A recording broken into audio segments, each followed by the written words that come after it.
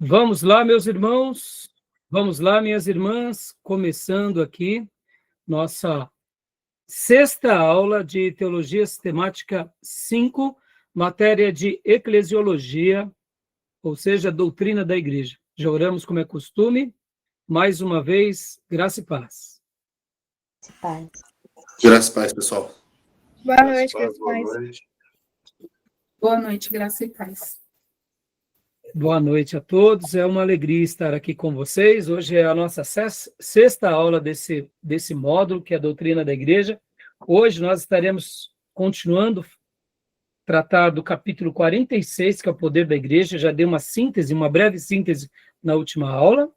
E hoje, inclusive, a gente vai continuar falando sobre ele, e principalmente o capítulo 47, que começa sobre o assunto que é sobre o governo da igreja, né? Os vários modelos de governos que existem, aquilo que a Bíblia ensina e aquilo que historicamente foram se ajustando, cada igreja evangélica, cada denominação. A gente vai estudar, a gente vai chegar aqui a uma avaliação e vai ser muito legal. Vamos tratar também de vários outros assuntos ainda dentro dessa questão do governo. Eu acho que vai ser uma aula muito rica, tá bom? Os irmãos estão bem, né? Estão gostando do assunto? Estão gostando da matéria? Estão gostando dos temas? Joia. Sim. Sim, muito. Ótimo. Sim, bem interessante. Então, meus irmãos, quero lembrar a vocês e aos demais que estiverem assistindo essa aula no futuro, nós gravamos essas aulas, né, para que os irmãos aqui, nas nossas aulas em tempo real, possam ser abençoados. Os alunos, né, que fazem esse módulo síncrono conosco. Gravamos também por causa dos alunos em EAD. Essas aulas também farão parte do currículo dos alunos em EAD. E gravamos também para abençoar o maior número de pessoas, onde quer que essas aulas cheguem, com esses temas tão oportunos, desses materiais tão abençoados, desses homens de Deus, dessas editoras tão abençoadas. Então, o nosso desejo é que cada aula nossa seja uma bênção para aqueles que estiverem assistindo, participando, e, é claro, todos aqueles que desejarem fazer esse curso, né, o nosso seminário, entre em contato conosco, nos procure nas redes sociais, porque vai ser um imenso prazer ter os irmãos aqui, ou nas aulas síncronas ou assíncronas, né?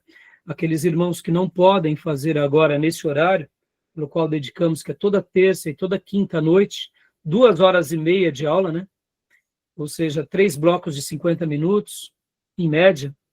Então, o fato de gravarmos também facilita aqueles que trabalham nesse horário, mas poderão fazer o módulo em EAD. Então, a gente grava por isso também, tá bom? Então, vamos lá, meus irmãos, vamos lá. Eu gostaria de ler um texto bíblico que está em 1 Coríntios. Eu vou ler 3 textos bíblicos e a gente vai começar a aula. Eu tenho um comentário aqui para fazer com vocês sobre esses textos, mas eu gostaria apenas de lê-lo agora. Então, Tomé, abra, por gentileza, em 1 Coríntios 15:9. Irmã Elisângela, Efésios 3:8.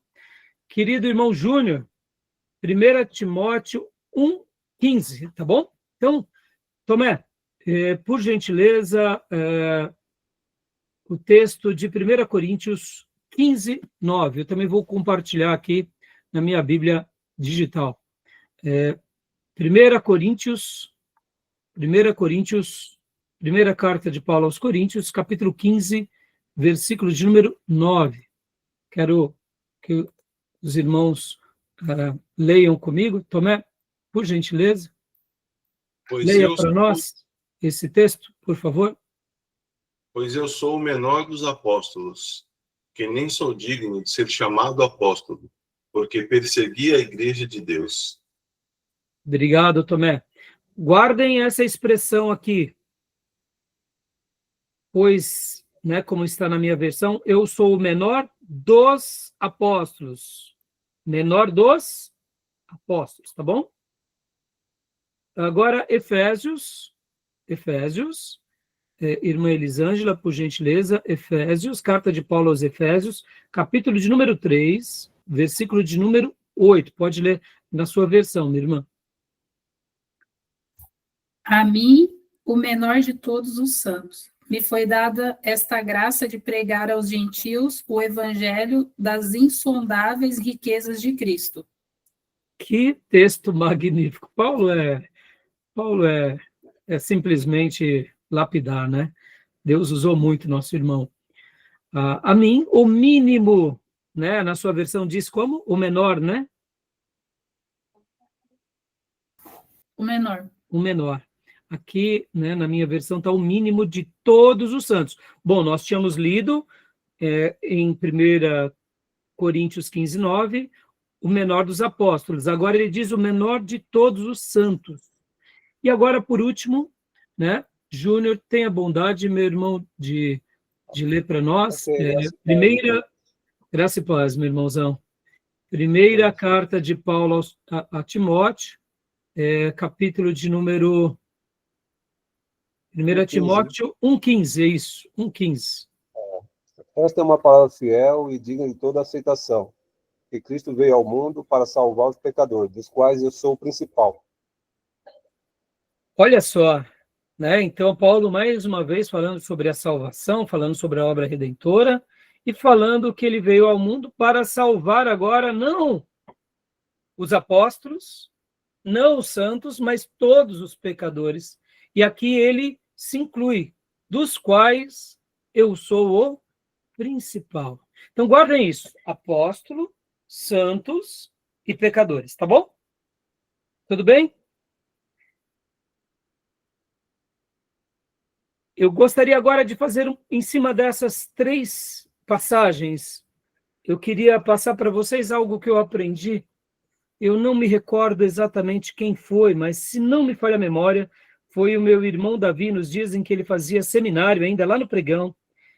Ele, tendo uma aula, ele chegou no dia seguinte ali, transbordante, comentou algo que eu jamais me esqueci. E hoje o meu irmão Davi, ele é pastor lá no Paraná, pastor da Igreja Metodista. E qual é a síntese que eu aprendi com ele? Que um professor dele passou para ele. É óbvio que esse assunto e é pauta tratado por muitos outros pastores, mas eu gostaria de passar aqui nessa breve reflexão. Paulo, ele fala dessas 3 maneiras, e aqui ele coloca o apostolado, depois ele coloca todos os santos, e aqui leia-se santos como cristãos, né? Ou seja, santos são aqueles que são separados, como nós somos separados. E depois ele coloca pecadores. E uma das coisas que o Davi me passou naquele dia, que eu jamais me esqueci, foi o seguinte. Não sei se vocês sabem ou se lembram, mas essas 3 cartas demonstram 3 períodos na vida do apóstolo Paulo. A carta de 1 Coríntios foi escrita por volta do ano 53 ou do ano 55 depois de Cristo, provavelmente em Éfeso. E ele escreve essa carta, e essa carta, quando ele fala, ele está dizendo aqui que ele é o menor de todos os apóstolos. Ou seja, guardem essa informação.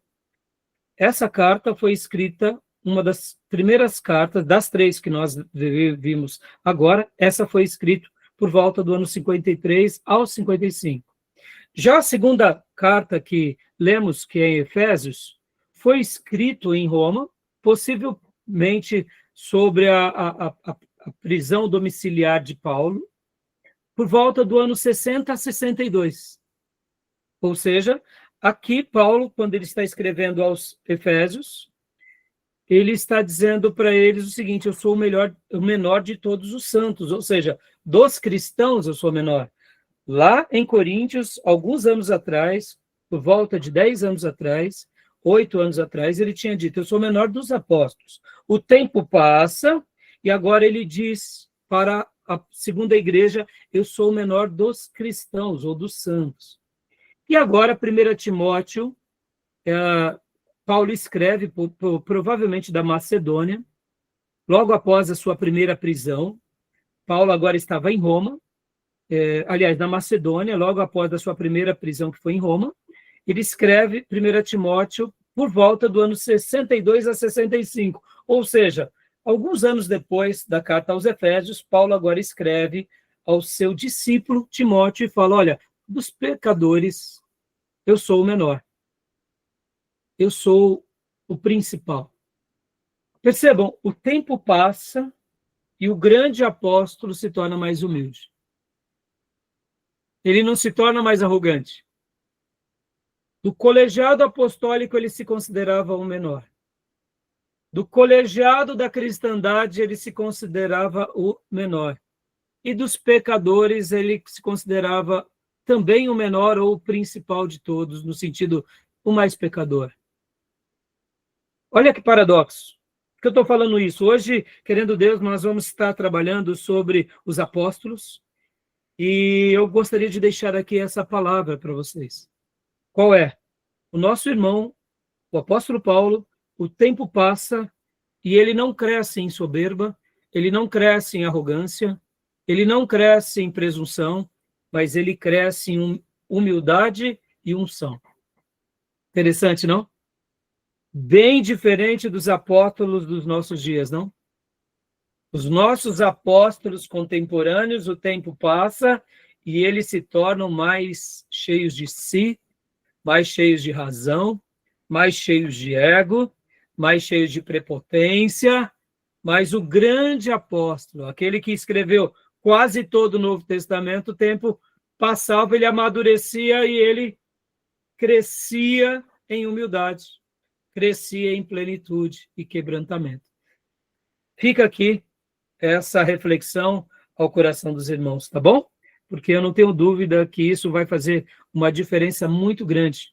E eu gostaria de concluir essa reflexão parafraseando João Batista, porque eu vejo Paulo, em outras palavras, dizer o mesmo que disse João Batista de uma outra forma, que ele cresça e que eu diminua.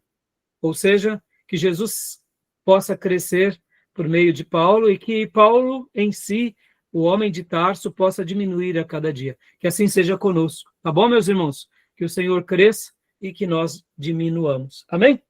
Tudo bem, meus irmãos? Linda essa reflexão, não? Dá para pregar ou não dá, Diego? Dá para fazer uma mensagem ou não? Acho que dá para fazer três Lindo, temas diferentes. É a maturidade que nos leva ao quebrantamento, à dependência, né? Tá bom, meus irmãos? Então, vamos lá, meus irmãos. Vamos agora seguir aqui. Bom, na aula passada nós apenas iniciamos ali a parte do poder de Deus. Hoje nós estaremos passando por aquele assunto. Estarei usando principalmente o resumo do livro-texto. Como eu mencionei na última aula, meus irmãos, eu gravei dois vídeos sobre o poder de Deus numa aula passada, e então vocês vão ter que assistir e ali vocês vão se aprofundar mais. Isso vale para os irmãos presenciais e para os irmãos em EAD, tá bom? Isso são trabalhos extras valendo nota. Mas a gente vai trabalhar hoje sobre o poder de Deus. Agora, deixa eu fazer um breve comentário aqui, também, rápido, sobre o material da semana passada que nós utilizamos, que é esse material aqui, que é um material sobre os propósitos da igreja, né? Rapidamente, eu queria fazer uma citação, né? Na última aula eu falei sobre os propósitos da igreja. Na minha matéria, que é a matéria de liderança, eu trabalho melhor sobre essa questão de visão, missão, propósitos e valores de uma igreja, tá, irmãos? Na aula passada, nós fizemos só um apanhado, falando de propósito, de uma forma mais abrangente, de uma forma, eu diria, mais resumida. É muito comum hoje termos em grandes empresas placas, né, e um comunicado bem visível de qual é a missão daquela empresa. Qual é a visão daquela empresa? Quais são os propósitos daquela igreja? Quais são os valores daquela igreja? E quais são as estratégias? Né? Eu não quis trabalhar propriamente nesse aspecto. Quando eu citei, inclusive, o livro do Rick Warren, eu só dei uma abordagem geral, porque aqui o nosso propósito agora é aprender sobre a igreja de uma forma geral, né? Não sobre um viés propriamente dito de uma liderança, porque esses assuntos, me entenda, tá, irmãos? eles são de fato importantes. E aqui fica até um adendo, tá? Muitos pastores podem não ter uma clareza de uma visão, de uma missão, de valores, de uma estratégia ou de propósitos definidos, mas eles são tão piedosos que eles seguem o que as escrituras pontuam para a vida deles, e eles fazem dessa piedade tudo isso que hoje o mundo moderno utiliza de uma forma mais, eu diria, mais temática. E isso é importante num primeiro momento? Sim, meus irmãos, é importante. Porque, percebam, quando nós temos assim essa clareza, isso ajuda muito na compreensão dos membros. Saber qual é a missão da igreja, qual é a visão da igreja, quais são os propósitos, isso facilita. Uma pessoa já entra numa igreja local, ou se converte ali, ela já vai sendo inserida num contexto. O que aquela igreja foi presenteada por Deus. Agora, é claro, como eu disse, irmãos, a gente não tem que fazer, né, dessa linguagem contemporânea uma obrigação para toda igreja local, tá bom? Porque o mais importante é aquele pastor e aquele colegiado viverem todos os valores de Deus e todos os mandamentos, ou seja, praticarem tudo aquilo que aprenderam, e naturalmente o Espírito Santo os conduzirá, porque, afinal de contas, ali é uma igreja de Deus, e Deus, mesmo que os pastores não sejam, eu diria, tão antenados com relação a essas questões mais contemporâneas, o grande propósito da vida deles é eles serem cheios do Espírito Santo e guiarem a igreja na palavra de Deus. Em outras palavras, vocês verão que tudo isso está nas Escrituras. E o que essas empresas têm feito, na realidade, é só extrair princípios e verdades das Escrituras e colocarem ali para os seus colaboradores e para o mercado de trabalho.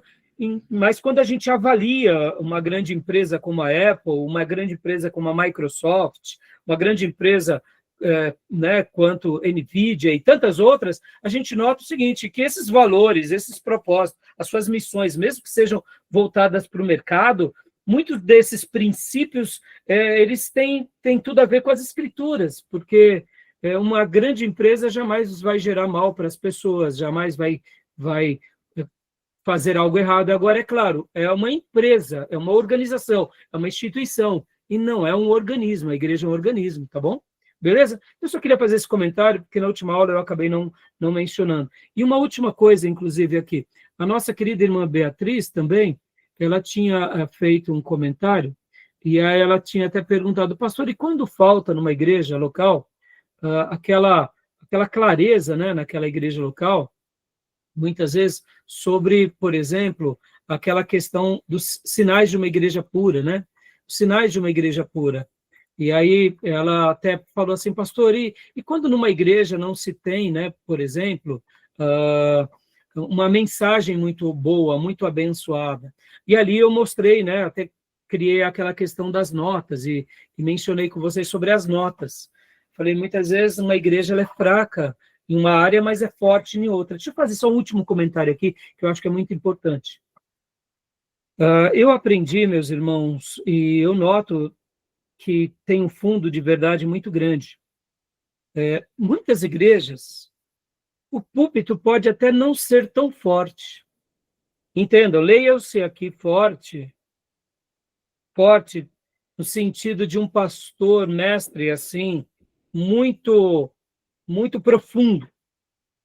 Quando eu falo forte é nesse sentido, que é uma pessoa que conhece muitas escrituras, esclarece muito bem. O púlpito de uma igreja pode até não ser tão forte, mas a força dessa igreja vai ser no colegiado. Ou seja, o grau de entrega desses irmãos. Quando um pastor, vamos dizer assim, o púlpito dele tem uma nota baixa, vamos colocar uma nota aqui baixa como uma nota 5, tá? Ele prega ali aquela mensagem bíblica, ungida, agraciada, mas ele é simples. Ele lembra, por exemplo, um apóstolo Pedro, tá bom? Um apóstolo Pedro. Então, a nota dele é um 4, no dias bons, um 6, mas ele fica ali numa média de 5, tá bom? Esse pastor prega 5, mas ao lado desse pastor tem o quê? Tem uma liderança muito crente. Tem irmãos muito comprometidos. Tem famílias muito estruturadas e piedosas. Tem obreiros muito entregues à causa. Ou seja, meus irmãos, essa igreja ela será muito relevante. Por que eu estou falando isso? Porque quando a gente faz uma avaliação, por exemplo, vamos lá, nós trabalhamos bastante nas igrejas fracas e nas igrejas fortes na semana passada. Lembra? As menos puras e as mais puras? A igreja de Corinto, por exemplo, e a igreja de Éfeso, por exemplo. Era o mesmo Paulo para ambas. Concorda? Quem cuidava das duas? Era Paulo. Mas a igreja de Corinto tirava ali um, 2. E a igreja de Éfeso tirava um 8, 9. Para não dizer um 10. Está entendendo? Era o mesmo Paulo. Mas fazia diferença o colegiado ou não? Fazia. Percebam, a força de uma igreja se dá no coletivo, não só no indivíduo, tá bom? Guardem isso, meus irmãos. Isso é uma pérola, viu? Isso é uma pérola, viu? Essa instrução pode fazer a diferença para vocês em muitos momentos da sua vida. Porque muitas vezes Deus nos dá um time muito maduro. Naturalmente, meus irmãos, a gente não vai ter retrabalho. As pessoas são muito crentes. Então, se a gente chega para os irmãos e diz, irmãos, estamos precisando reorganizar a rota aqui. Em uma reunião, você reorganiza a rota. Em uma reunião, você pontua tudo. Por quê? Porque é todo mundo muito entregue. E o pastor pode até ser um apóstolo Pedro. Quem sabe uma pessoa mais simples no início. Essa igreja vai ter sucesso? Vai. Por quê? Porque os irmãos, eles são ensináveis, juntamente com o seu líder. Agora, você pode até ser um apóstolo Paulo, junto com uma igreja de Corinto, ou seja, meus irmãos, você vai ter um retrabalho violento, porque não depende do líder, depende do colegiado. Estão entendendo? Isso é uma pérola para a vida de vocês, tá bom? Então, na última aula eu não mencionei sobre isso, mas isso esclarece muito, tá bom? Porque muitas vezes a gente vê uma igreja que ela consegue crescer, porque tem um colegiado forte atrás dela. E outra igreja que fica marcando o passo. E muitas vezes é o mesmo pastor em duas igrejas. Em uma, ele vai de vento em popa, na outra, fica marcando passos. Por quê? Porque são povos diferentes, entendeu, meus irmãos? Isso é consolador, viu? Isso é consolador para o ministro. Saber discernir essas coisas, tá bom? Beleza? Ficou claro isso? Alguma pergunta, alguma dúvida? Beatriz, sobre a pergunta da semana passada, isso te deu mais luz? Tem mais alguma dúvida, filha? Sim, ficou mais claro, pastor. Tá bom, meus irmãos? Porque muitas vezes, irmãos, a gente acha que é o seguinte, que um bom pastor vai resolver tudo. Não, meus irmãos, é um bom pastor, mas ao lado de um grupo de crente, entendeu? É simples. Então, o mesmo pastor, ele pode ter êxito numa igreja e pode não ter êxito em outra. Não significa que ele está em pecado. É o rebanho que muitas vezes não responde à altura. Claro, desde que ele tenha se mantido igual, tá bom? Diga, Diego. Pode perguntar, Diego. Pastor, nessa questão aí das igrejas puras e das igrejas não puras, o que você explicou aí agora sobre ter os membros, ter a liderança focada, só que aí um exemplo, o pastor ele já não prega tão, como você falou aí. Isso é, como eu posso dizer, essa é a única verdade explícita, ou também tem a questão, tipo assim, que eu vejo que na igreja, em questão da igreja, desde antes de começar essas aulas, eu estava fazendo um estudo pessoal sobre a questão da igreja saudável e igreja doente. Também não acontece o fato das igrejas hoje, às vezes, como eu posso dizer, exercer mais uma coisa do que outra. Vamos supor, às vezes uma igreja tem um pastor que ele é mestre, ele prega como ninguém, ensina a igreja, só que às vezes tipo a igreja não tem a busca pelo Espírito Santo. Sim, Então, claro. Porque, tipo, no caso, pastor, o que acontece? Eu vejo que a igreja ela tem que crescer em bloco. Se a gente for numa academia, a gente treinar só a parte inferior do nosso corpo, a nossa parte superior vai ficar fraca. É a mesma coisa. Exatamente, por isso que eu fiz esse comentário, Diego, porque muitas vezes, é óbvio, Diego, qual que é o sonho? É que o púlpito seja esplêndido. Mas muitas vezes o púlpito, na história, irmãos, e isso vale para a história da igreja, muitas vezes ele nem foi tão esplêndido, mas o colegiado é esplêndido. Quer ver um exemplo, Diego? Uma igreja problemática como é a igreja de Corinto, com Paulo já dava problema, sem Paulo tem muito mais problema. Ou seja, a ideia que fica é, quando faltar uma liderança no mínimo competente, aquela igreja implode, porque o problema está neles, entendeu? Ou seja, são duas coisas que têm que caminhar em sincronia, tanto o pastor quanto a igreja. E quando a igreja não acompanha o pastor fica tendo retrabalhos, fica pregando para um monte de carnal que não quer crescer. Felizmente, Diego, isso é uma verdade. Por isso que a comparação que você deu e a analogia do exercício é bem, bem útil. Agora, o oposto é verdadeiro também, viu, Diego? Muitas vezes o pastor é meia boca, relapso, e a igreja é piedosa. Esse pastor vai acabar não sobrevivendo nessa igreja. Por quê? Porque os irmãos não estão satisfeitos com uma pessoa apenas profissional da fé. Entendeu? Agora, quando há essa sincronia, aí uma explosão. Entendeu? E podem ver, meus irmãos, eu estou fazendo esse comentário porque isso tem um pouco a ver com teologia pastoral, práticas pastorais, mais a praxis, né? Mas tem a ver também com essas aulas e tem a ver com momentos da nossa vida. Por exemplo, Diego, quem já passou ali numa igreja local, 10 anos de vida naquela igreja local, possivelmente já viram várias trocas em 10 anos. Por quê? Porque é o mal que tem acontecido nas nossas igrejas modernas. Um irmão que pertence à mesma igreja há 20 anos, infelizmente, tem tido muitas trocas de membros. E muitas vezes o irmão que já passou ali pelos 30, 40 anos, são vários grupos. Então, tem vezes que a igreja está numa fase melhor, porque aquele grupo de obreiros e de liderança é mais consagrado. E muitas vezes não trocou nem o pastor, entendeu, Diego? Agora, o oposto é verdadeiro, Diego. Muitas vezes pode trocar de pastores a cada 5 anos, mas se o time é comprometido, a igreja é comprometida, pode trocar o pastor, pode substituir o pastor, aquela igreja não perde intensidade, porque o compromisso dos membros é com Deus e com o reino. É claro que é com a liderança, mas eles estão num nível de entrega tão elevado que muda tudo. Entendeu? É isso aí. Então, fica aqui essa dica, porque isso é importante para vocês, porque muitas vezes a gente está em crise, mas é uma crise que muitas vezes a gente tem que saber administrar, porque não depende só de nós, tá bom? Diga, Júnior, pode perguntar, meu irmãozão. Nesse mesmo tema aí que o Diego levantou, o Grund ele faz uma abordagem sobre igreja genuína. Então, ele aponta alguns aspectos. Porque a igreja, às vezes, ela é muito centrada na adoração, mas não evangeliza. Às vezes a igreja é centrada muito, faz muito bem a adoração, mas não ora.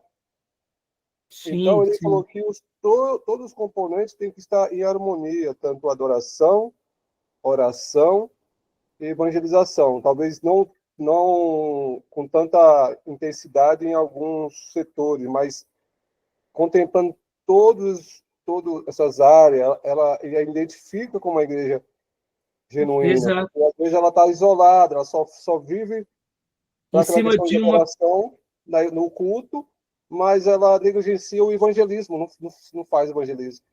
Exato. Então, por isso, Júnior, que a gente trabalhou bem isso a aula passada, e aí é o slide que eu tinha mostrado para vocês, né? Que é esse daqui, que seriam os sinais de uma igreja, como ele chama, né? Os sinais de uma igreja pura, né? Entendeu? É isso aí, Júnior. Exatamente, Júnior, é exatamente isso, entendeu? Então, isso é muito legal, porque isso traz para nós uma clareza muito boa, porque muitas vezes, Júnior, né, a gente acaba focando em uma área e, de repente, a gente tem que estar mais aberto, né? Tá bom? É isso aí, fiote. Joia. Tá bom, meus irmãos? Então, vamos lá agora para o slide, né? Continuando aqui o nosso slide, que nem nós paramos semana passada, mas é isso aí, viu, Júnior? Tem que ter um equilíbrio, né, Júnior? O equilíbrio é Eu fundamental. li isso no Gruden, eu achei interessante, né? Porque É. foca mais em uma coisa e negligencia a outra. Então tem que saber equilibrar, harmonizar todos esses trabalhos para que a igreja seja uma igreja Cresça, mais sólida. É. E só para você ter uma ideia, né, Júnior e irmãos? Muitas vezes, na prática, é muito difícil fazer tudo isso, tá bom? Mas na última aula nós trabalhamos bastante isso, e eu queria só ter trabalhado aqui com vocês, só para mostrar um pouco essa essência, tá bom, meus irmãos? Bom, vamos lá, meus irmãos. O poder da igreja, né? A batalha espiritual, né? Como nós já vimos na última aula, né? Lemos, inclusive, esse assunto. As armas da igreja, a oração, a adoração, a autoridade para repreender forças demoníacas, as palavras das escrituras, fé, retidão por parte dos membros da igreja. Ou seja, há uma batalha espiritual. Agora estou trabalhando já no capítulo de número 46 do livro-texto do Gruden, né? Ou seja, a igreja tem um poder, e esse poder é um poder para batalhar e vencer. Eu gosto muito de uma frase de um pastor que ele dizia o seguinte, que Deus já deu tudo para nós. O mundo espiritual já está ao nosso dispor. O Pai, o Filho e o Espírito Santo, ou seja, o Deus trino e poderoso, ele nos favorece. E há toda a força divina que colabora ao nosso favor. Esse Deus, criador de todas as coisas, já nos deixou anjos, querubins, serafins, para trabalharem conosco, já nos deu uma palavra poderosa, já nos deu promessas, ou seja, tudo está ao nosso dispor. E sobre esse capítulo aqui, meus irmãos, inclusive, eu quero fazer uma abertura e dar um destaque, porque há um mal no meio do povo de Deus que, quando falamos sobre o poder da igreja, é lido assim, que o poder da igreja está associado apenas ao quê? A sinais e maravilhas, ou seja, a milagres. E eu gostaria de desmistificar isso agora com vocês. Por quê? Porque o poder da igreja não é somente isso, tá bom? O poder da igreja não é somente isso. O poder da igreja é muito mais do que isso, tá bom? O poder da igreja é literalmente algo muito mais do que apenas sinais e maravilhas. Sinais e maravilhas, ou seja, milagres, faz parte do poder de Deus. Mas a igreja, quando se trata do poder da igreja, não se resume apenas a sinais. O poder da igreja é um poder que Deus deixou de forma sobre-humana. E por que eu quero dar esse destaque aqui para vocês? Porque quando nós entendemos que o poder de Deus foi dado à igreja, é muito mais do que sinais e maravilhas ou milagres. Para mim, é a autoridade das autoridades divinas sendo dada ao seu povo chamado Igreja de Jesus. Amém, meus irmãos? Então, assim, leia que sobre cada igreja local há um poder divino espetacular que Deus deixou para todos os seus filhos de todas as gerações. E podem ver que quando nós tratamos nas aulas passadas que a igreja ela é guardiã do reino, que a igreja, hoje a gente vai trabalhar bastante sobre essa questão, ela tem as chaves do reino. Perceba, meus irmãos, a gente não tem as chaves da prosperidade apenas. Nós temos as chaves do reino de Deus. Quando a gente começa a compreender dessa forma, foi o que eu tinha dito na última aula, a gente começa a olhar para a igreja, e seja ela qual for e que tamanho for, a gente começa a olhar para ela com zelo. E falar, Senhor, obrigado pelo teu projeto que estava oculto nas gerações passadas. E o Senhor trouxe a luz na nova dispensação, ou na era da graça, ou no período dos gentios, na dispensação dos gentios, e o Senhor nos presenteou por essa promessa chamada igreja. Porque quando a gente começa a olhar dessa forma, é como se nós, irmãos, pensem assim, nós extremamente pecadores, não merecedores, fomos imersos nesse reino de autoridade. Isso é magnífico, meus irmãos. Isso é espetacular, porque aí a igreja não é nossa, nós estamos a serviço da igreja, Mas essa igreja, ela detém um poder e uma autoridade como nenhuma outra coisa na Terra. E aqui o Gruden, ele faz uma comparação, eu achei muito interessante, porque aqui, inclusive, ele vai falar sobre as chaves do reino, né? Como nós lemos também, é a capacidade de adquirir pessoas no reino através da pregação do evangelho, como autoridade de exercer disciplina na igreja. Ele trabalha bastante na disciplina, talvez o contexto dele seja um contexto americano, um contexto mais europeu. Falar de disciplina na igreja parece ser algo um pouco, talvez, eu não sei, irmãos, isso é uma coisa que eu desconheço, tá? Eu não o conheço tão bem para falar sobre isso, mas talvez seja uma coisa assim menos usual para a igreja americana, mas assim, para a igreja brasileira, isso se perdeu de vista, mas é algo que nós precisamos resgatar, né? A disciplina ela é importante, a gente vai aprender aqui, mas essas chaves de admitir e de exercer a disciplina, no sentido de autoridade que temos como igreja, como ministros, mas eu diria muito mais do que apenas disciplina, essas chaves. E aqui ele conclui, inclusive, falando sobre a igreja e o Estado, que é a separação de esferas diferentes.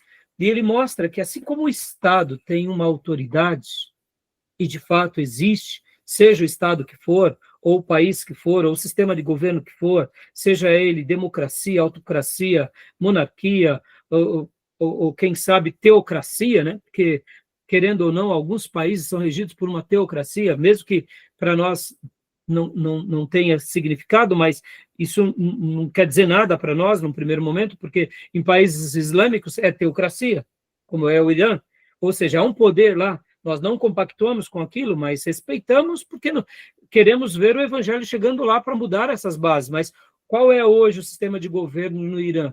É teocracia, ponto final. Ou seja, há uma autoridade legal.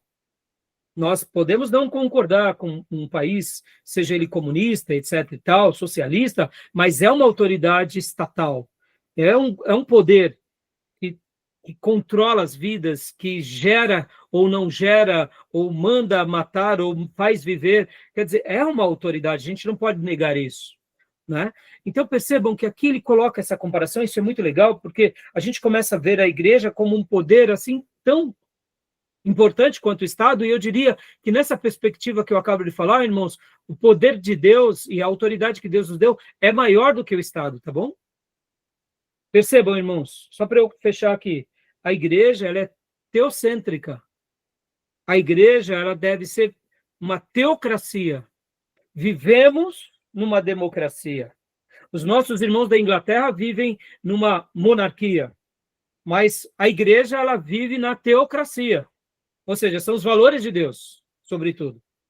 Então, percebam que, quando a gente começa a entender isso, e aqui eu queria até dar essa máxima aqui para vocês, o poder emana de Deus. E todo poder foi emanado de Deus, e foi concedido por Deus. Seja a quem for. Disse Jesus a Pilatos, o poder veio de Deus, e Deus colocou ali Pilatos, porque ele quis. Ou seja, se Deus não quisesse, você não estaria ali. Isso vale para o imperador romano, isso vale para qualquer rei ou presidente dos nossos dias.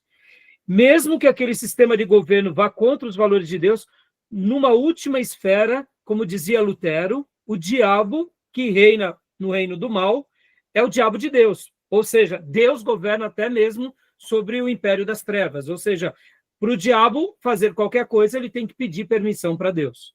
Não quero entrar muito nos detalhes, mas eu quero mostrar o seguinte, que todo poder e toda autoridade emana de Deus. Agora, ele deu, ele delegou a nós, seres humanos, como nós aprendemos em antropologia. Tudo bem até aí? Tranquilo? Joia, podemos prosseguir? Alguma pergunta, alguma dúvida? Não? Então, vamos continuar aqui, só para a gente prosseguir. Só uma fala, né? Pois não. Você me diz sobre essas frases, essas expressões de deu legalidade, isso aqui lá de legalidade.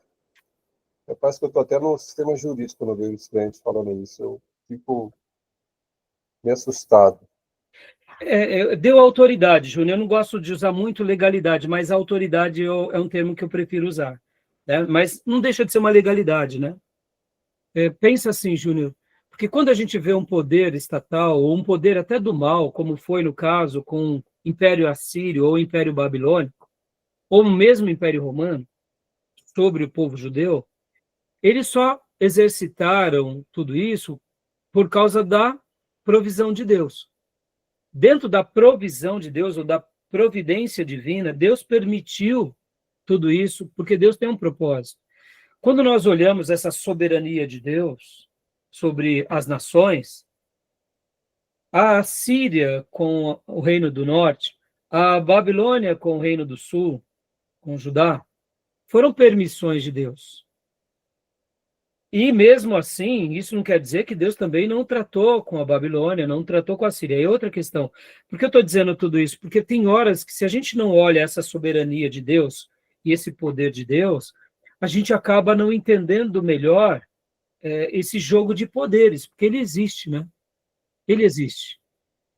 Então, quando eu digo dessa forma, é querendo mostrar e querendo trazer agora aqui o ensino mais voltado para essa igreja que recebe de Deus um poder sobre-humano. Por isso que naquele vídeo que eu gravei para vocês, eu trabalhei bem, eu quero que vocês assistam e considerem, depois a gente pode até debater em classe, porque muitas vezes, qual que é a minha proposta aqui, Júnior? Só até vou te devolver a palavra, depois passo para a Miriam. Qual que é a minha proposta? Muitas vezes a gente tem uma ideia de que a igreja de Jesus é só mais uma religião. É mais uma religião igual às outras religiões. E quando nós entendemos as escrituras, e quando nós entendemos as profecias, quando nós conhecemos a soberania de Deus, a gente começa a entender que não, a igreja de Jesus ela é diferente das outras igrejas. É diferente das outras religiões. Ter essa perspectiva muda muito na nossa vida. E como a gente vai entender as outras religiões? Sabendo que lá também há poderes. Que tipo de poderes e que tipo de forças? Aí é outra questão. Deus permitiu. Mas que existe um certo poder também sobre o mal, existe. Sobre as outras religiões, existe. Sobre os sistemas de governo, existe. Então, é simplesmente para poder aqui balancear um pouco e para trazer vocês a esse resgate. Porque qual é talvez a minha maior proposta aqui nessa aula hoje, nesse capítulo? É mostrar que a igreja de Jesus ela é espetacular. A igreja de Jesus, e aqui leia-se a igreja local, como dizia uma frase do pastor Bill Hybel, que eu praticamente eu achava essa frase, e acho até hoje lapidar, que a igreja local é a esperança do mundo. O pastor Bill Hybel fala isso com muita frequência nas suas palestras de liderança, em que ele dava para pastores, no Summit. Eu amei conhecer essa frase, porque quando a gente entende que a resposta para o mundo é Jesus, e essa resposta de Jesus vai ser conhecida na terra por meio da igreja local, ou seja, por meio de mim e de você que pertence a um colegiado. Isso muda tudo. A resposta do mundo está na igreja local, porque essa igreja local, que foi inaugurada pelo Mestre e foi depois autenticada e ratificada pelos apóstolos pelo poder do Espírito Santo, ela foi replicada e chegou até nós. E quando a gente entende essa força da igreja local, a nossa igreja local não é só um lugar para a gente ir ali ouvir uma boa palavra, fazer uma oração. Ela é um lugar realmente para a gente fazer a história de Deus na Terra. É o QG sagrado, onde a gente se alimenta para a gente batalhar e vencer. Entendeu, Júnior? Então essa é a minha proposta, entendeu? Quer... Dar lugar ao diabo, então, né? Hã? Em termos gerais é dar lugar ao diabo. Então. Como? Em termos gerais é dar lugar ao diabo, né? Dar lugar? Ao diabo. Como assim? Dar lugar, você não está autorizando. Ah, não dar lugar, né? Não dar. Porque Isso. a pessoa fala que se ele está abrindo brecha, sei lá, e usa essa expressão. Não, eu não gosto. Então, por isso que eu não gosto muito de usar legalidade, Júnior, porque os nossos irmãos que fizeram da batalha espiritual uma batalha espiritual envezada, sabe? Está meio banalizado, né? E banalizou. Eu não me refiro a isso. Eu queria até... Foi bom você ter tocado nesse assunto. Isso, esses irmãos que, sabe, ficam ungindo ungindo esquina, ungindo divisa de bairro, com todo respeito, fazendo essas besteiradas todas, eles não entenderam nada do que é batalha espiritual. E eles usam, inclusive, esse lance da legalidade, dando aquela ideia de brecha. Se você der brecha, o diabo te pega. Não, isso não é besteirada. Né? Não, viremos a página desses irmãos que é unção daqui, é unção do leão ali, é unção da lagartixa, umas besteiradas que não tem fim, né, Júnior? Não, esses irmãos... Parece que tira a responsabilidade do indivíduo. Isso, não, exatamente. Na culpa do diabo, ele não faz mais nada. Exato, isso é uma besteirada, a gente transfere, né? Que nem eu conheci um irmão que, em certa ocasião, ele falava assim, nossa, tivemos um culto maravilhoso lá no Rio de Janeiro, nosso pastor foi lá em cima do monte tal, do morro tal, pegamos muitos balões, né, com aqueles gás, acho que é gás hélio, e nos outros balões nós enchemos de azeite, furamos, e então nós oramos, porque aonde pingasse aquela unção ia salvar a gente. Eu falei, filho, pelo amor de Deus, tem tanta estratégia de evangelismo boa, sabe? Ou seja, fica inventando a roda, Júlio. Né? Onde está o diabo? O diabo está nas pessoas. Então quer dizer que se pingar uma gota daquele azeite ungido, né? Ou seja, a pessoa está liberta do demônio por causa do azeite? Não, é a pregação do evangelho. Ou seja, essa ideia dessa guerra espiritual barata, né? Eu conheci uma senhora que, em certa ocasião, eu orava por ela, e um dia minha esposa falou assim, amor, eu tenho certeza que essa senhora está, quando você ora, ela está pegando um copo d'água. Eu falei, mas não é possível. Não, ela está, porque ela faz todo um ritual. Peraí, você vai orar? E aí um dia eu cheguei depois na casa dessa senhora e falei, senhora, escuta, a senhora está, quando eu oro pela senhora, a senhora está lá pegando um copo d'água? Ela falou, estou. O que a senhora faz, então? Ela falou, o que eu faço? Olha lá a escada. E ela morava numa casa em que a caixa d'água dava para acessar, né, em cima. Eu subo em cima da escada, pego o copo d'água e jogo na caixa. Para quê? Para o meu marido, os filhos, tudo ser abençoado. Eu falei, filho... E era uma senhora bem gordinha, irmãos, bem gordinha. Eu falei, filha, pelo amor de Deus, não faça isso. Porque se isso resolvesse, a gente ia lá para o reservatório da Sabesp. Não é, Júnior? Está orado. São Paulo está salvo. Né? Vamos lá para o Monte Hermon, onde as nascentes do Jordão... Água do Jordão. Aí acabou. Vamos lá para o Monte Hermon, para as nascentes. Orou, acabou. Vocês entendem? Então, essa besteirada em cima disso, Júnior, eu não quis trazer a minha fala nisso. Eu quis trazer para a verdadeira batalha espiritual. Que ela nasce, ela existe, e que nós, com o Evangelho, iremos, e com a pregação do Evangelho, iremos expulsar o mal. Mas é nesse contexto que eu quis destacar o seguinte, a Igreja de Jesus ela é poderosa. Entendeu, Júnior? Entendeu, irmãos?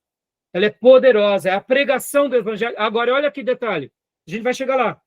É a pregação do Evangelho pelo qual eu vivo. Porque se eu só prego o Evangelho e eu não vivo, essa autoridade foi emancipada de mim. Logo, aquilo que era para ser um discurso de autoridade ou autoritativo se torna um discurso de hipócrita. Logo, no mundo espiritual, eu não venço batalha nenhuma. Pastor, e aí? E a minha pregação? A minha pregação pode fazer até alguma obra na vida de alguém, porque a Bíblia, guardem isso, irmãos, Deus tem compromisso com a sua palavra. Ou seja, toda palavra que sai da boca de Deus volta para ele. Porque assim disse o profeta Isaías, a minha palavra não voltará para mim vazia, antes cumprirá tudo o que lhe apraz. Em outras palavras, se eu sou um pastor hipócrita, eu prego a palavra pode gerar vida em vocês. Mas da mesma forma que vocês que creem receberão vida, eu que fui hipócrita serei condenado. Por quê? Porque era para ser o oposto. A mesma vida que deveria emanar em mim, deve emanar em vocês. Por quê? Porque eu estou pregando o que eu estou vivendo. Mas se eu não estou vivendo, para mim volta como juízo, mas para vocês vão como verdade. Então isso é muito sério, por isso que Deus tem compromisso com a palavra. E aqui, irmãos, isso é muito sério. Por isso que a gente, quando fala sobre autoridade e exemplo, e hoje a gente vai estar falando sobre os governos da igreja, eu quero que vocês olhem para ministros que vivam. Porque o ministro que não vive não serve para nada, nem mesmo para servir na igreja. Ele serve apenas para ir à igreja e aprender. Porque aqui não é questão de perfeição, irmão, é questão de honestidade. Porque em alguns momentos da nossa vida, quando nós temos alguma dificuldade, a gente deve ser humilde e usar na palavra e o verbo no inclusivo. Olha, irmãos, aqui eu também tenho dificuldade. Porque aí a gente não está sendo desleal, tá bom, meus irmãos? Então é isso, tá bom, Júnior? Beleza, Júnior?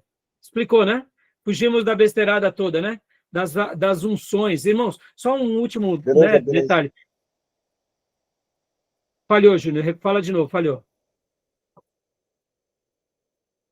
Está bem explicado. Joia. Está bem explicado. Joia.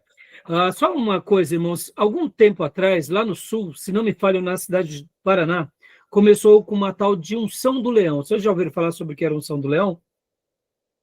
Não? A minha Miriam, já porque ela é da igreja há muitos anos, eu já comentei isso. O que era a unção do leão?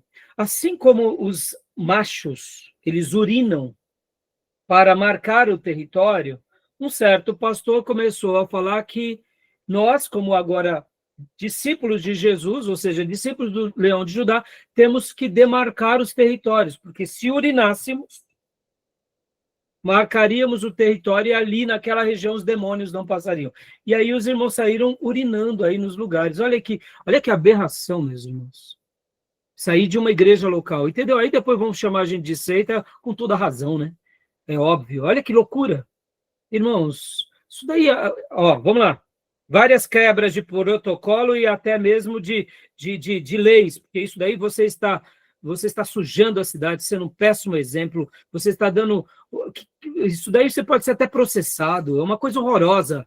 Ou seja, olha onde chega a imbecilidade dos irmãos em nome de uma guerra espiritual. Está entendendo? Essas tolices, irmãos, quando surgir uma coisa muito... Questione, irmãos, porque a gente não está aqui para reinventar a roda. A gente está aqui para seguir a velha Bíblia, a velha oração, a velha expulsação de demônio, entendeu? O velho exorcismo bíblico. É isso que a gente está aqui. A gente está aqui para reinventar a roda. Tá bom, meus irmãos? Então, existem muitas besteiras como essa e aí vai longe, tá? Diga, Diego. Só ressaltando aí, por isso que é bom estudar, né? Porque, tipo, às vezes a heresia ela surge tipo de alguns versículos ou passagens da Bíblia não mal compreendidos. Porque se você for ver lá, tipo, Atos fala que algumas pessoas levavam os doentes porque eles acreditavam que se a sombra de Pedro passasse em cima dos doentes, curaria. E aí, tipo, se você não pegar o contexto correto, aí você já começa a querer inventar o que não tem. Exatamente. Por isso que a gente está aqui, Diego, e por isso que a gente olha para a história, e onde os nossos irmãos erraram, a gente pede misericórdia para não errar, e onde eles acertaram, a gente pede para seguir os passos dele. É simples, né? Irmã Miriam, diga, você tinha levantado a mão, não te dei a palavra. Sobre as igrejas impuras e as igrejas mais fracas, né? Então, eu acredito, assim, que nós se sentimos puros, às vezes, e achamos que as outras são seita. Então, eu acredito que nós, que achamos que estamos realmente verdadeiros, devemos estar orando pelos irmãos que estão fazendo a palavra ao contrário do que está escrito.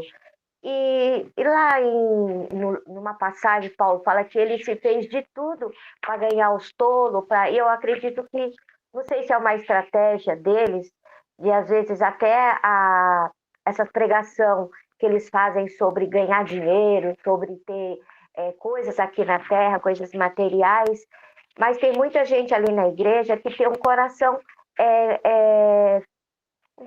sincero com Deus. Só que eles têm essa estratégia. E quando as pessoas elas ganham o dinheiro, elas têm os benefícios, eles também ajudam as outras pessoas que necessitam.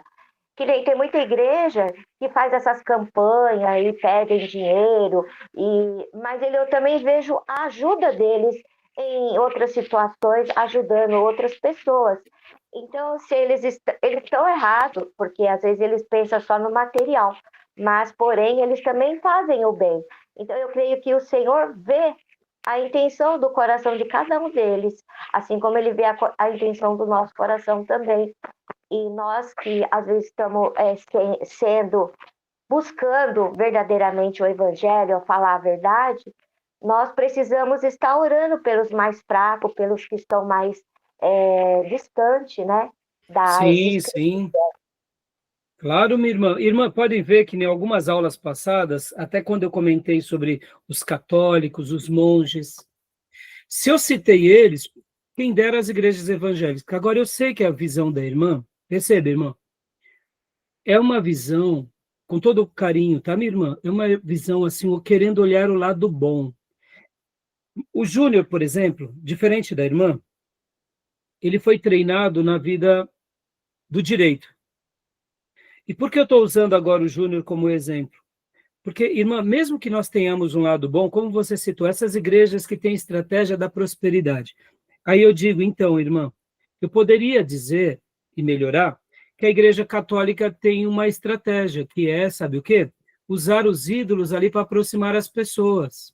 Você entende que aí é onde entra a leitura de uma pessoa que é um pouco mais simples e a leitura de pessoas que são mais capciosas. Porque a irmã comentou sobre a prosperidade. E aqui eu estou comentando sobre a idolatria, sobre os dogmas. Mas eu estou fazendo essa comparação mesmo agressiva para mostrar para a irmã que é o seguinte, quando nós, como pastores, usamos uma estratégia que vai contra a palavra, mesmo que dê certo, a gente está desfigurando a mensagem do evangelho. E aqui, irmã, eu posso até como pastor ter aquele discurso, muitas vezes bonito, dizendo que essa é a minha estratégia, porque as pessoas são pobres, elas estão se aproximando, e elas estão prosperando e glorificando a Deus, mas no fundo, essa já é uma distorção do evangelho, e essa distorção estará causando um desserviço.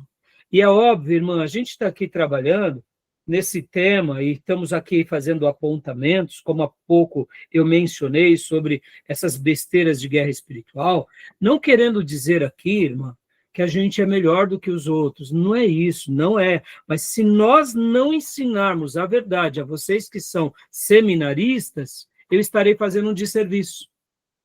E como um pastor que foi separado por Deus para treinar novos pastores, novos obreiros, eu tenho o dever de ensinar apenas o evangelho. E dizendo à irmã, eu entendo, irmã, que tem pessoas, e vou até melhorar sua fala, tem pastores que, num primeiro momento, eles podem até ter começado numa estratégia errada, porque eles não eram teólogos, eles não eram estudiosos, começam ali numa comunidade, mas em algum momento, se ele realmente é um homem de Deus, e aquela família que cuida daquela igreja são piedosos, eles mudarão a rota. Sabe por quê, irmã Miriam? Porque o compromisso é com a palavra, não é com a sociedade e não é com a igreja. Por que muitas igrejas o pastor prega só o que o povo quer ouvir? Porque esse pastor ele está condicionado a fazer a vontade do povo e não a vontade de Deus. Jesus não fez isso. João Batista não fez isso, os apóstolos fizeram isso, a igreja primitiva não fizeram isso. Quem começou a fazer isso foi logo depois de Constantino, que eles começaram a dar uma resposta ao povo, e aí onde nasce o romanismo, aonde nasce depois o ortodoxismo, e depois é onde nasce todas as seitas. Então, minha irmã, como seminário, ou a gente aprende realmente a verdade e tenta pôr em prática, ou a gente acaba fazendo vista grossa, entendeu? Eu entendo a irmã. Como eu disse, irmã, eu não vou julgar todos os pastores, e aqui a gente não está para julgar, a gente está para aprender o que é certo e o que é errado. Mas quando eu digo para a irmã que alguns pastores, muitas vezes, eles até comentem certas coisas, porque eles foram treinados ali, aprenderam ali, mas quando eu, como pastor, vou ler a Bíblia, e reler a Bíblia, e buscar na Bíblia, eu começo a fazer algumas perguntas. Por que a minha igreja está pregando tal coisa, ensinando tal coisa, fazendo tal coisa, se não está nas Escrituras? E aí, esse pastor vai ter, de duas uma, ou ele vai ter que chegar nos outros pastores e falar, ou ele vai aceitar os erros que são passados para ele. E aí onde muitos pastores acabam saindo. Por isso que na última aula, eu até mencionei o fato de muitas igrejas pentecostais saírem da Assembleia de Deus. Por quê? Porque foi, na minha opinião, Deus realmente mobilizando grupos para fazerem outros trabalhos. Então, perceba, eu não estou dizendo que a Assembleia de Deus está errada, mas eu estou dizendo aqui, a gente não está apontando aqui denominações, nós estamos falando sobre erros doutrinários. Irmã Miriam, pregar prosperidade da forma que tem sido pregado é um erro, não é justificável por nada. Nós poderíamos usar aqui a ideia de falar sobre dinheiro, falar sobre construção, falar sobre empreendimentos de uma outra forma, mas usar a prosperidade como as igrejas usaram, isso é um pecado. E eu digo isso sem medo de errar, minha irmã. Os pastores que se enveredaram por esse caminho pagarão um alto preço naquele dia, porque isso é um erro. Podem ver que o apóstolo João vai falar que a avareza é idolatria, ou seja, a prosperidade virou um ídolo invisível nos nossos dias. Essa prosperidade aí barata que os pastores se enveredaram. Então, irmã, eu entendo, a gente não está aqui para julgar ninguém, é por isso que eu estou aqui treinando vocês. E podem ver, eu treino vocês e treino os alunos em EAD. E aqueles que assistirem essa aula, mas não quiserem, por exemplo, aceitar essas instruções, tudo bem. Se isso não for útil, eles descartam. Mas se algum irmão achar que isso é útil, então que ele venha para as nossas fileiras, porque eu, particularmente, vou dar o último exemplo, meu irmão. Não tenho problema nenhum com a prosperidade bíblica.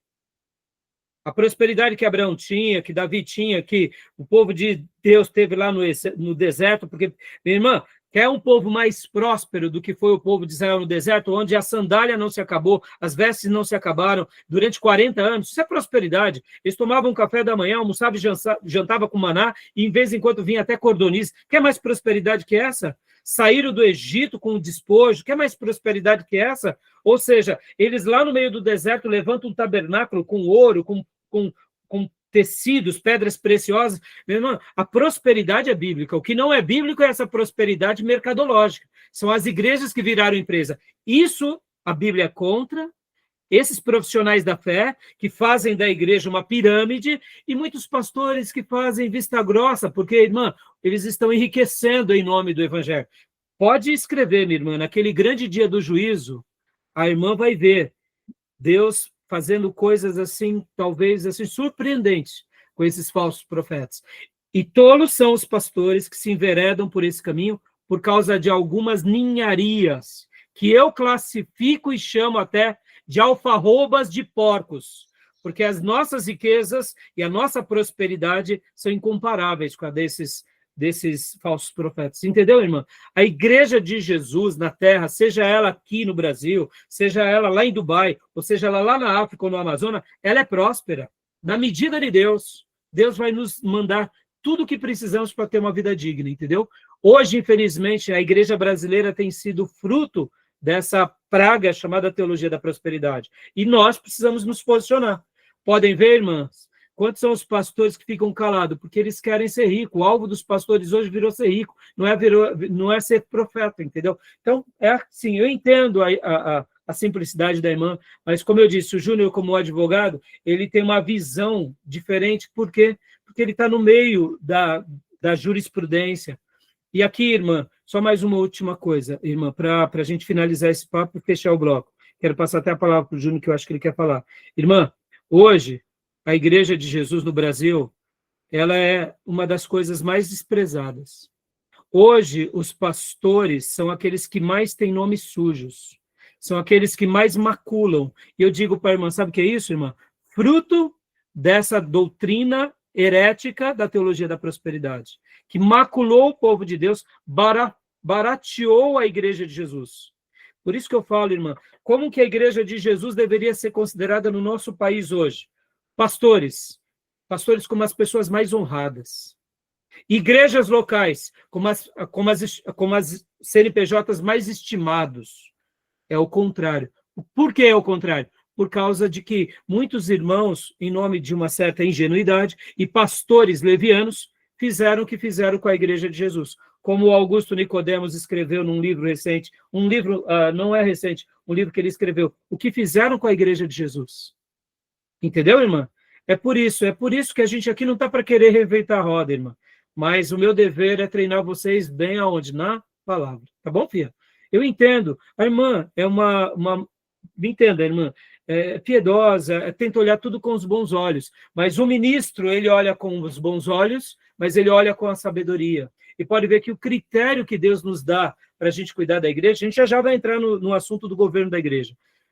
A gente tem que separar oficiais para a igreja que sejam cheios do Espírito Santo, que sejam homens sábios e que dão bom testemunho. Isso é o padrão bíblico para o diaconato. Agora eu pergunto para a irmã, o padrão bíblico hoje para uma pessoa virar pastor é o quê? Basta falar bem. Nem que ele seja um picareta, um falso profeta, um estelionatário, tenha nome sujo. E aí, muitas vezes, a igreja, não, o pastor está pregando bem. Não, minha irmã, está errado. A igreja deveria ser mais atuante. E eu digo isso para a irmã como membro da igreja, precisamos ser mais atuante. Não estou falando de pedir perfeição aos pastores, mas pedir caráter, pedir um bom testemunho, ser cheio do Espírito Santo e ser sábio. Por quê? Porque a igreja não é nossa, a igreja é de Deus. E homens sábios que dão um bom testemunho precisam conduzir esse rebanho. E uma igreja que também zela pelo bom testemunho. Não só uma igreja que zela pelo valor monetário que entra na conta da igreja ou pelo que a igreja faz, em nome do mau testemunho. Podem ver hoje, minha irmã, hoje as pessoas estão sendo recebidas nas igrejas porque elas são mais um número, são mais um cliente. E aí o pastor não está preocupado com critério. Cada igreja faz como ele achar melhor, minha irmã. Mas a palavra de Deus nos dá diretrizes claras para isso. Entendeu, filha? Quer falar, Júnior? Você está falando aí tem bem base, né? Porque há pouco tempo tivemos um rapaz que saiu aí, pastor de uma igreja neopentecostal, tem até um canal de TV aí, denunciou aí os abusos, toda a atrocidade que esses pastores dessa nefasta igreja que só quer saber de dinheiro, visa só dinheiro, os evangelhos para se enriquecer. E ele denunciou o que acontece lá dentro. Então, o Rai tá certo, é a liderança que está aí manipulando as pessoas, simples, pobres coitados. Entendeu? E por isso, irmã, que o propósito... Obrigado, viu, Júnior? Por isso que a proposta... Terminou, Júnior? Por isso que a proposta nossa não é aqui... Pode ver, irmã, aqui é por isso que o seminário ele tem que ter uma tônica mais elevada. Senão a gente não teria sentido, tá bom, meus irmãos? É como eu digo, e sempre disse para as turmas que passaram aqui por essa casa de profeta, se algum irmão se enveredar por algum caminho herético, você vai ser indesculpável, porque nessa casa de profeta, e pelo menos naquelas que eu já trabalhei, todos os pastores são muito sérios. Se alguém se enveredar por um caminho de doutrina errada, de heresia, de teologia da prosperidade, de unção de besteirada, eles estão autenticando o passaporte deles para o inferno, porque aprenderam o que é correto. Se estão fazendo o que é errado, é com total consciência. É por isso que muitas igrejas jamais vão querer disponibilizar os seus membros para aprenderem em seminários sérios. E aqui, o nosso é mais um entre muitos sérios. Graças a Deus, irmãos, hoje a gente tem igrejas e seminários muito bons espalhados no nosso país, igrejas locais que estão montando seus seminários, porque nós temos um compromisso. Não é somente fazer, Miriam, mas é fazer da forma correta. Lembra que eu preguei sobre a igreja de Corinto e a igreja de Éfeso, domingo retrasado? Que era uma igreja estruturada e uma igreja circunstancial. Ou seja, irmã, não basta a gente fazer. É como eu preguei domingo passado, não basta a gente fazer, tem que fazer com a motivação correta e com a essência correta.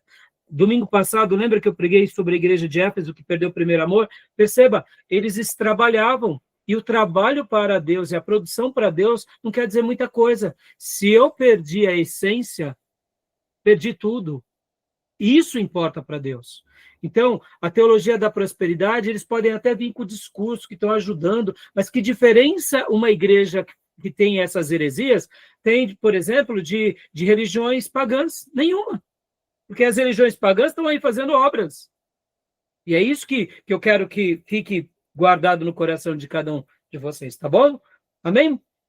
Amém. Joia, meus irmãos. Então, a gente vai trabalhar um pouco aqui no livro texto, fazer uma pincelada aqui sobre essa questão do poder, e aí a gente, na sequência, a gente vai para o próximo bloco. Pode perguntar, Beatriz. Eu só queria acrescentar um comentário, pastor, nisso que os irmãos estão falando de heresia, né? Um exemplo que aconteceu aqui em casa recente, eu estava conversando com a minha mãe de algumas coisas que ela tinha visto que era heresia pura. Que abrindo ali o primeiro livro de Gênesis, ali, os primeiros capítulos, já dava para ver já. Falando, por exemplo, que Deus criou os seres humanos para a gente ficar lá e tipo, não era nem para reproduzir. Eu falei, mãe, aqui já está escrito que Deus abençoou os seres humanos e tal. Aí depois uma outra parte que Satanás era filho de Deus também, igual a Jesus. Eu nada disso, mas como é que a Trindade vai virar quarteto? Então, assim, vai saindo umas heresias assim, de não sabe nem da onde, porque tá muito óbvio ali, gente, na palavra. Se é Trindade, não é quarteto, né? Não é quarteto divino, né? Nem fantástico, né, Beatriz? Boa, Beatriz. E você vê, Fia, mas essa ideia, por exemplo, de que Satanás era filho de Deus também, os mormons enveredam para isso, dizendo que Deus cria dois filhos. E vocês vão aprender em religiões comparadas. Cria Jesus e cria Satanás, que são dois irmãos. Vocês entendem, irmãos? Por isso que a gente... Agora, olha só, que interessante, irmãos. A igreja mórmon cresce no mundo todo aí.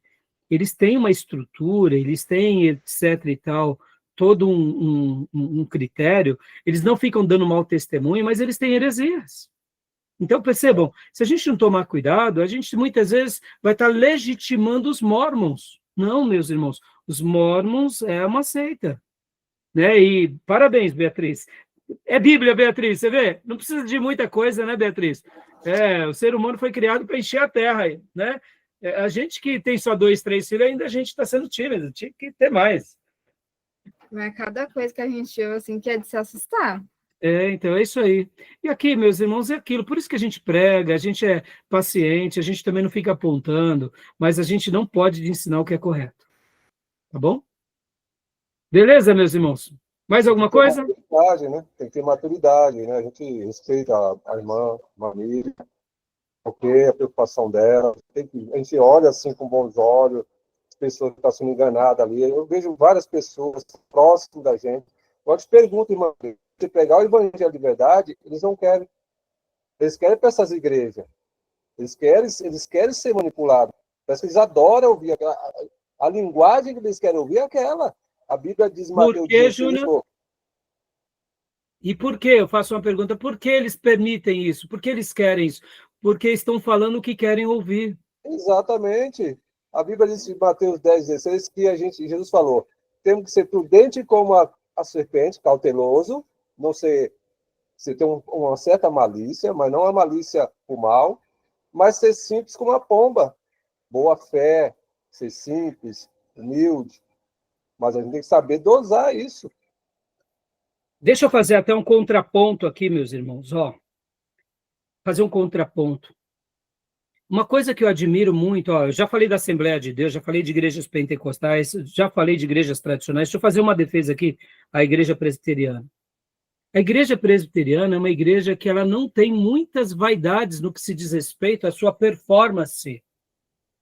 Eles são simples.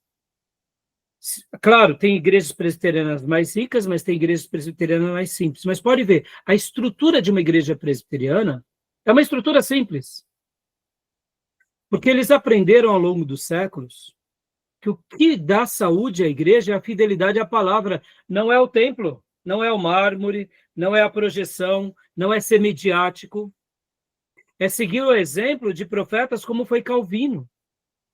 Então, percebam, porque eu aqui gosto de dar vídeos para vocês, do Nicodemos, do Hernandes Dias Lopes, do Russell Shedd, do pastor Ernesto Nini, e de grandes homens de Deus que foram um clássico na história, dos mais variados. Para quê? Para mostrar para vocês. Não é porque não somos midiáticos que não seremos bênção. Não é porque não temos uma igreja tecnológica ou midiática que somos menos. O que vai dar saúde para a nossa fé e igreja e o legado que a gente vai gerar não é somente agora, é na posteridade. Muitas igrejas que são simples estão escrevendo uma história linda no coração de Deus e na geração. E muitos irmãos, porque estão correndo atrás do glamour, daquilo que é midiático, estão indo atrás dessas coisas. E daqui a 10, 20 anos vão voltar a comer na cozinha daqueles simples que eles desprezaram. Por quê? Porque muitas vezes aquelas cozinhas simples continuam sendo o quê? a velha grama de Deus e a velha água da vida. Estão entendendo, meus irmãos? Então, assim, a gente tem que aproveitar os momentos, sim, claro, temos que aproveitar com a tecnologia, temos que aproveitar com tudo, mas o valor real de uma igreja é a nossa fidelidade às Escrituras, à unção do Espírito Santo e a nossa fidelidade realmente ao Evangelho de Jesus.